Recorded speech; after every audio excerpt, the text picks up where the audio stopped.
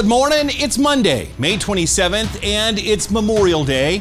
Today we remember those who died in military service to America. This year, a lot of attention will be on men and women killed in World War II.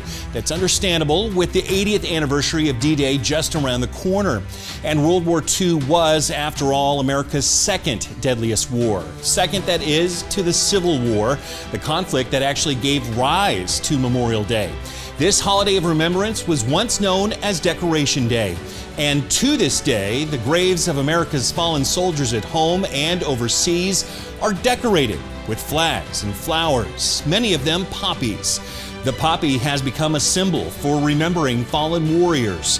But the tradition didn't start with the United States. Its origin traces to a World War I battlefield in Belgium and a poem written by a Canadian, all well before America ever became involved.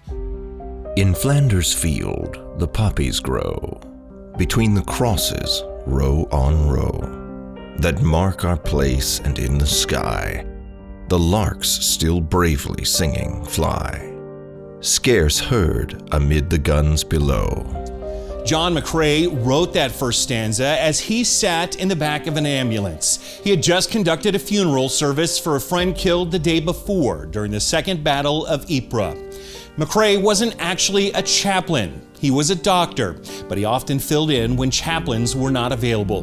McCrae was raised in a strongly religious Scottish Presbyterian family, and he carried that upbringing with him as he tended to the wounded and sick on the front lines. The poem talks about the deadly cost of war, how it seems to drown out everything beautiful, seems to, but can't, because the larks are still singing and poppies are springing up in the churned up battlefield. There's still life and still hope. For believers like McCrae, hope is in Christ and a new heaven and earth free from war. In a letter home, he once wrote, "Truly, if the dead rise not, we are of all men most miserable."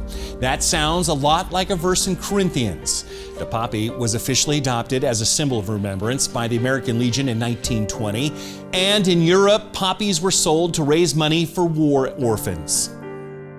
We are the dead. Short days ago we lived, felt dawn, saw sunset glow, loved and were loved, and now we lie in Flanders fields. If you want to imagine Flanders fields, think mud. In fact, if poppies have become a symbol of war remembrance, mud has to be the symbol of the battlefield.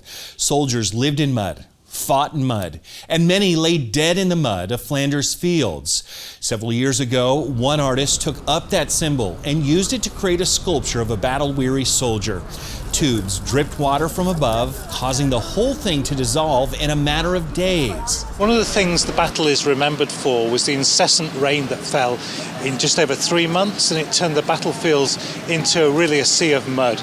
So this sculpture, this statue, is of a British soldier, and it's made from mud from Flanders fields. The soldier will fade away over the next few days, but it's important that our memories of those people don't fade away. Take up our quarrel with the foe. To you from failing hands we throw. The torch be yours to hold it high. If ye break faith with us who die, we shall not sleep, though poppies grow in Flanders fields. McCrae's poem paints a sad picture of war, as it should, but his last lines do remind us that in war there can be a righteous cause, one that's even worth dying for. And in a way, that's one of the messages of Memorial Day.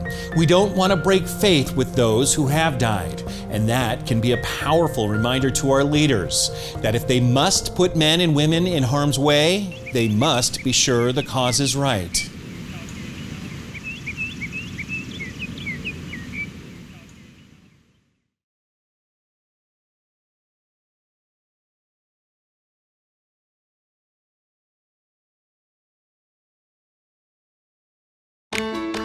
There's a brand new site experience waiting for you and your family. Let's build news literacy to better live out the gospel.